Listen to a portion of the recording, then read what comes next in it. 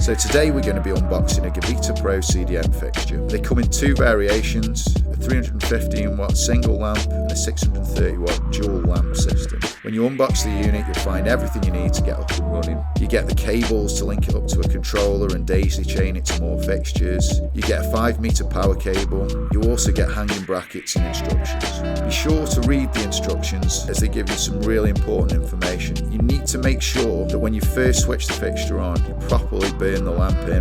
Make sure that it stays on for at least an hour. If you don't do this, you'll invalidate the lamp's warranty. There's a choice between the Philips 942 veg lamp or the 930 agro flowering lamp. Both are full spectrum and are much closer to natural sunlight than other types of HID lighting. Installing the hanging brackets is really easy. Just screw them into the top of the fixture. The unit itself has 2 ports for Ethernet style linking, making it fully compatible with the Gavita EL1 and EL2 controllers. The reflector is also fully replaceable, and this is something we'd recommend doing at least once a year in order to maintain garden efficiency and preserve your yields. Installing the lamp itself is nice and easy. Just make sure you're not touching the bulb with your fingers and leaving oily marks that can reduce efficiency. Gavita are known for making some of the best lighting equipment in the industry, and their CDM fixtures are definitely up to the same high standard. If you want to learn more, give us a call or come and see us in store.